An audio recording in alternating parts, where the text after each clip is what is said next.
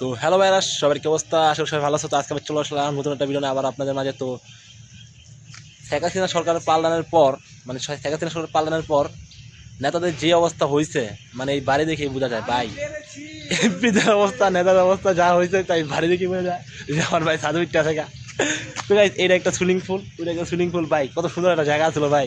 ভাই ইঙ্গা টুরমার গেল আছে সব ভাই। হাসির কথা না ভাই, তোরা চ্যানেলে বুসুল করতে পারতি না? তো ওইগুলো ভাঙার কি দরকার ছিল? তোরা চ্যানেল বাসায় বসে থাকতে পারতি, যেহেতু নেতা নাই, এমপি নাই, তোরা চ্যানেল বসে থাকতে পারতি। কিন্তু ব্যাঙ্গের কি দরকার ছিল আমি যাই না। ব্যাঙ্গেল আছে, যাই হোক, সরকার নাই যেহেতু ব্যাঙ্গেল।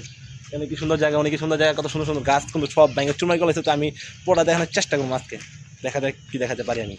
জায়গাটা দেখে আমার এত খারাপ লাগতেছে। জায়গাটা আপনার আমি দেখলে বুঝতে পারবো। এই যে এটা একটা আমার সুন্দর একটা সুইমিং পুল আসলো না, আমার ব্যাঙ্গের চুরমার গেল আছে পোলা বাইনে। একটা আছে, এরও একটা সুইমিং পুল ছিল ছোটো, এটা মাড়ি মুড়ি হয়ে আছে, মানে 2-3 প্রায় মানে 4 বছর হয়েছে না 3 বছর হয়েছে, সরকার মনে পতন হয়েছে না। এই যেটা সুইমিং পুলে যে পানি নামতো, পানির রাস্তা আসলো এটা, মানে পানিটা পরিষ্কার অনেক লেগা। এটা আসলো বাড়ি ভাই, বাড়ি না, এটা বাংলো আসলো না রে। আর পানি আইতো, হ মাছ কে পাবি তুই এই জায়গায় আবার? না বেটা, মাছ নাই বেটা। আমার কাছে মনে হয় মাটির তলা আবার কিছু আসলো নি রে ভাই। সুইমিং পুলে দিয়ে লাস্ট পানি যাওয়ার লাস্ট আসলো না, হ্যাঁ এরকম হইব। যাই হোক, তলে যেটা আসলে বাংলো ভাই, কত সুন্দর করে ডিজাইন মজান করছিল ভিতরে নাকি। ব্যাঙ্গা সব চুরমারে গেল আছে, আমি উপর উঠবো, উপরে সব দেখার চেষ্টা করুন, ঠিক আছে? আরে বানাম উপরে আয়। তো ভাইরা উপরে তুলতেছি, মানে উপরে না উঠলে সব দেখানো সম্ভব না, কারণ এত বড় ভিডিও লওয়া যাবো না। আমরা ব্লগ, আমরা যদি, আমি তো ব্লগ করতেছি না, কিন্তু তুলে ধরার কিছু না, আমি ব্লগ করতেছি, ব্লগে যা সুন্দর হয় তাই দিলাম আর কি। এটা মনে হয় 2 তলা আসলো বিল্ডিংটা, 2 তলা বিল্ডিং আসলো। ডাব গাছ মানে এটা সে একটা সুন্দর জায়গা আসলো, সব বাইঙ্গা এখন চুরমার গলাইছে। এই যে একটা বট গাছ, বট গাছটার বয়স না হইলে মনে হয় 100 থেকে 200 বছর হইব। ওই জন্য কি খাইতেছে বলাবেন, যাই হোক, এইসব খায় বাংলাদেশের মানুষ, সব খায়, অনেকেই খায়, নেশা করতে সব খেয়ে থাকে।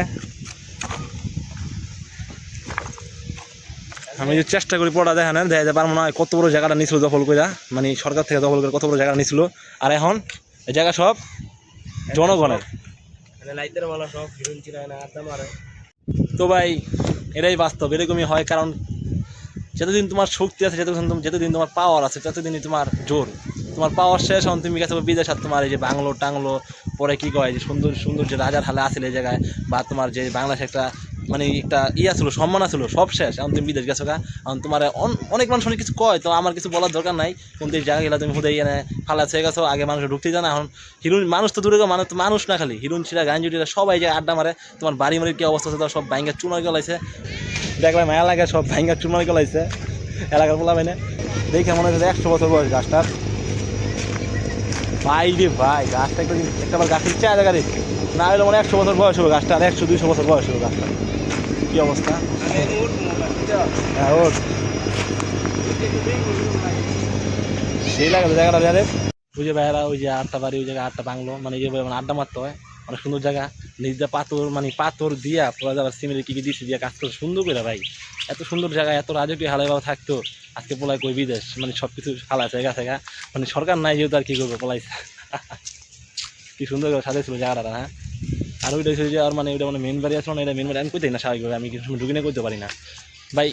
এত সুন্দর করে সাজায়া তারপরে থাকতে পারলো না, মানে পাওয়া যেত না। এই বছর এই যে এই বছর আছে না, অনেক আম হইব এই বছর। আম হইব, অনেক আম হইব, স্বাভাবিক আম গাছ দেখছো, শুধু গেলে আম গাছ, মানে রাস্তার ভিতরে গেলে আম গাছ আর আম গাছ দেখ একবার সারাইছে, কি সুন্দর আছে ভাই। ভাই কত সুন্দর সাজাইছে দেখছো, পুরাই মাথা নষ্ট। কইতেই না ভাই, জঙ্গলেও না লাগতো, যাবো নাকি যাবো না ভাবতেছি, কত সুন্দর সাজাইছে জায়গাটা। আর এখন হালাইছে পলাইছে। আর ওই যে একটা মাঠও দিছে, পোলা মাঠে খেলতেছে, রাস্তাটা দেখছে কি সুন্দর বানাইছে, কাজ করে সত্যি দেখার মতো না রে, হ্যাঁ। আবার একটা মাঠও আছে জায়গায়, মানে মাঠে খেলার লাগে, পোলা বেনারে খেলতেছে। একসময় মনে হয় খেলছে, মানে একসময় মনে নেতা মনে খেলছে, বা মন্ত্রী মনে খেলছে, একসময় পোলা বেনারে খেলতেছে। যাই হোক, তার সুন্দর লাগলো, আমার কাছে অনেক ভালো লাগলো যে একটা মাঠও আছে। এত বড় জায়গা লাগছে কেমনে হয় ভাই। মসজিদ, এই যে মসজিদ, তার দিকে গান চলতেছে, মানে বুঝতে পারতেছে যেহেতু গান চলতেছে। এই সুন্দর একটা মসজিদ বানাইছে, আবার সুন্দর জায়গাটা বানাইছে আছে। ভাই কিছু বলবেন ভাই? হ্যাঁ, আগে যে এনা ছিল কিন্তু অনেক ভালো একটা মানুষ ছিল, তখন মসজিদটা করছে, মসজিদের সাথে একটা কবর আছে। কবরটা কারণ মসজিদটা 160 করছে না, মনে হয় তার আত্মীয় স্বজন বা তার কেউ একজন কবর দিয়েছেন। তো ভাই যাই হোক, আমি ভিডিওটা যে করতেছি আপনার কাছে কেমন লাগছে আমি জানি না, কিন্তু ভাই আমি জায়গাটা দেখাইছি, আমি ব্লগ করছি, আমার কাছে ভালো লাগছে অনেক। আপনার কাছে কেমন লাগে আমি জানি না, আমি মজাও করছি।